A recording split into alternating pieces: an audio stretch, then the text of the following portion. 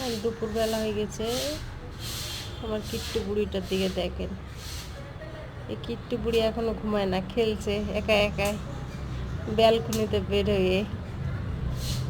হ্যাঁ, ঘরের মধ্যে খেলবে না, বেরিয়ে গেছে বাইরে। তুমি হ্যাঁ কিট্টু বুড়ি না কি বুড়ি তুমি? না টাকলা মাথা বুড়ি না নাড়ে মাথা বুড়ি? তুমি কি বুড়ি? বুড়ি মানুষটা আবার একা একাই খেলছে।